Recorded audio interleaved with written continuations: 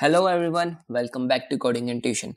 Today we are going to solve check completeness of a binary tree question on LeetCode. So let us just quickly understand this question. In this question we are given a binary tree. What is a binary tree? A binary tree is a tree in which every node have at most two children. They can have two and also less than two. And now what is a complete binary tree? We need to check and return true or false on the basis if this is a complete binary tree or not. So a tree is a complete binary tree if except to the last level. On all of the above levels, every node should have their both left and right children. And on the last level, the node should be as left as possible. Its left child, then its right child, then its left child, and its right child.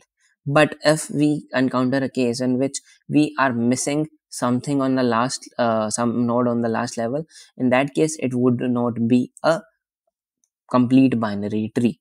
So to the binary tree to be complete, uh, except from the last level, all the nodes above the last level should have their both of the children's left and right, and on the last level uh, there should not be any gap between there should be every left and right. If there is some left missing, then it would not be a complete binary tree, so not should be as left as possible. So I hope that makes the question very clear. Let us just quickly jump to whiteboard to understand it much better. So let us try to understand the intuition to solve this problem by some examples. So as we can see in this example, if we traverse this tree by level, by as we firstly we will go to this level, firstly we go to 1, then we go to 2 and 3, then we go to 4, 5, 6. If we encounter any null value, as we can see in this below in an example, let us see this. Let us go from one level at a time. Firstly we go to this level, then we go to this level, then we go to this level, and here we encounter a null value.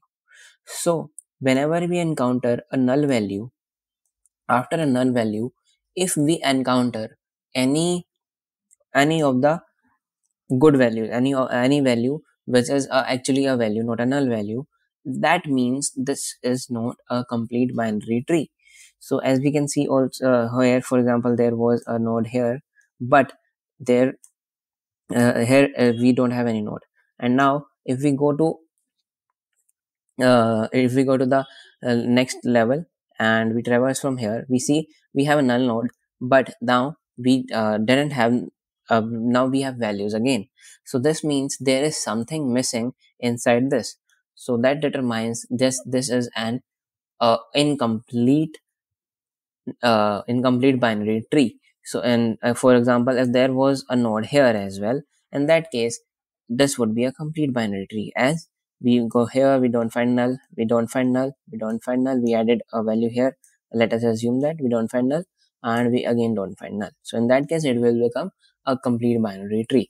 So what we need to do is we just need to traverse it through the levels. So how do we do that? We do that using breadth first search. So that is just the intuition behind this question. We just need to traverse it through each and every level, and if at any point we find a null value, and after finding the null value, if we encounter any value which was originally present inside the binary tree, that means there was something missing inside this binary tree, and this binary tree is incomplete. So let us just quickly run through an BFS example to understand it much. Let's just quickly run breadth first search to understand it much better. So on breadth first search, first of all, we will put our root node inside the queue. So here we have put it a root node inside the queue, and we will run the breadth first search. So we will pop out this one and add its neighbors to the queue. So the neighbors of 1 are 2 and 3, and here we have also popped out this.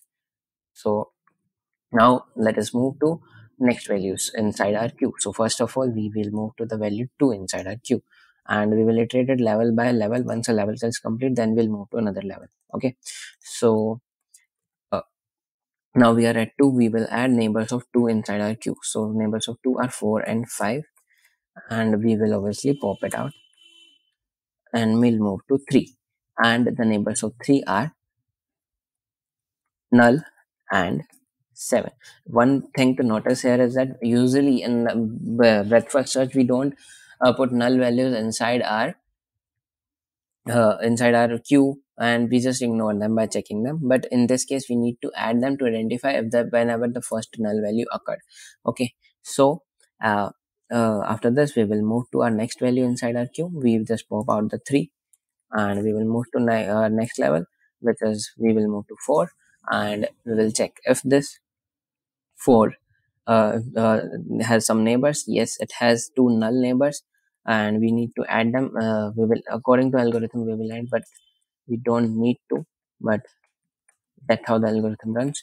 So we will move to next value and add null and null again, and we will move to next value and we will encounter null here. So as soon as, and we have popped out this value up till now, and as soon as we encounter a null value, we will set as node found it was originally false, and we will set it to true as soon as we encounter a null value. So we will set this that to determine that we have encountered a null value, and after this we should only encounter more null values. We should not have anything uh, any node in the binary tree after we have encountered null value. So but we have here the 7 uh, in this case. So we will remove this from the queue null, and we will move to our next value, which is 7. We have moved to 7, and in this case we will check this condition. If null node is found, yes, null, we have found the null node, and current node is not null, it has something which has value. In that case we will return false to our solution, that this is not a complete binary tree. So let us just assume that if the 7 was not here, if the 7 was not here, in that case it would not be added inside the queue. So in that case we will just have more null values inside it, and we will iterate it over it, and we would only have found out that there is nothing inside. In that case it will be complete binary tree. So I hope that makes breadth first solution very clear. So let us quickly jump to the code walkthrough to understand it much better. So here is our breadth first search solution. So in this breadth first search solution, first of all we will check if we have our root is null. There is no need of going ahead, it will be a complete binary tree because there are no condition to follow. There is only a one node which is null, and and if it is not true, then we will put a root value inside that queue, and we will start running our breadth first search, and we will run it level by level. That's why we are checking the size of the queue and running it up to the size once at a time. So for example, as we can see in this case, there will only one element inside the queue. The size of queue will be 1. It will run for this level. Then we will add 2 and 3. Then size of queue will become 2. So it will run for 2 and 3 only. So it will run one level at a time. If we add this condition, if we wouldn't add this condition, this will complete all of them at once. So that is the thing we don't want. We want to run at a level by level. So as we complete, so we get out the first value, which is 1 in this case, and we'll check if there is a null node or not. If it is a null node, we will have to set it to true, that we have found a null node. And in else condition, we will push the left and right of the current node inside our queue, and we will not check if it is null or not. We will also push null values inside our queue because we need to identify where the first null value occurs. So we will simply push those values inside the queue, and whenever basically this means current node not equal to null, then this means the same thing. So we will just check if we have found a null node. As in this case, we will traverse 1 2 3, and we will see in here that we have found a null node. And if we found a null node, and after that we move to 7 and check, yes, the current node is also there. In that case it isn't a complete binary tree, will return false. And if it runs through all of the loop and didn't find any of the null nodes on any nodes after the null nodes, it will simply return true at the end. So that is the breadth first search approach, and we can also solve this question using depth first search. So now let us quickly understand the intuition behind depth first search solution. So, to understand the depth first search approach, let us first understand how we can represent an binary tree in form of an array. To represent binary tree in form of an array, you just put the root element at index 0 and put its left value at 2 into index plus 1 and its right value at 2 into index plus 2. As let us see in this case, at index 0 we have put it a root, and at index 1 we have uh, put it as left value at index 2 into index plus 1, which is 0 plus 1 1 and 0 plus 2 2. So we have put it 1 and 2 at 1 and 2 indexes. So basically by using this formula, by putting left and right values of every node, like left value of 1 at as index 3 and right value of 1 at index 4, which comes from this 1 into 2 plus 1 and uh, 1 into 2 plus 2 is 4. So basically we can represent every binary tree in form of an array by using these formulas, by putting left and right values at this particular indexes. As we have represented it as an array, now we can see that in this tree, so on this tree we have how many elements we have. Let us count: 1 2 3 4 5 6. We have 6 elements, and but inside this array we have 7 elements. How does that happen? So that indicates that there is some extra value inside our tree which is exceeding the size, which is making our size of array to exceed, which is this null value here. So let us assume in another example in which this value is not present, and let us say it is present at this 6. In that case, this we will form an array something like this. Okay, so in that case we will form an array something like this, and in that case we do have 6 values, and the size of our array is also 6. We have similar. That means we are not missing anything inside our array. We have completed all of the things. But if the size exceeds, that means there is some element inside our array which is making the size of our array exceed. Now let us consider another example to understand this better.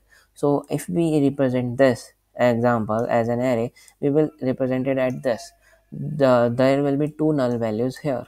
So now what happens? The total number of elements inside this array is equal to 5. Inside this tree is 5, but the total number of elements is 7 now, which is exceeded, which means that there are some extra elements. So that tells us that there is something which is not okay, because there are some null values inside it which are making this tree an incomplete tree.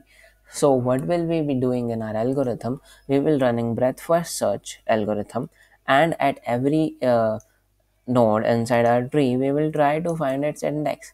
And let us say in this tree the index of this node is 3, and if this index exceeds or equals to the number of elements inside the node inside our tree, which is 6, that means there is an extra value which is making this index to exceed to exceed the size of the array, because there is some extra value which has taken the index of the value that should be originally present, that should have increased the size of it to 7. For example, there is a, let me just clean it a little bit. For example, there is a 5.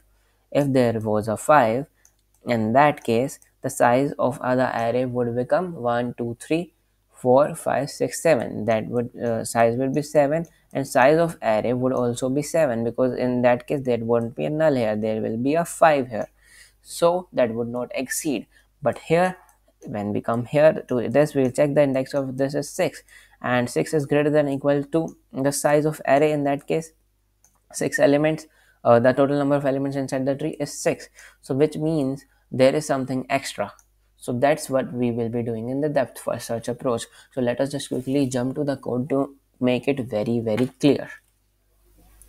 So here inside the code we are simply doing what we have said in the byteboard, that we will run a depth first search, and for every node we will check what should be its index if it is in an array, and if that index exceeds the total number of nodes, we will say this is not a complete binary tree.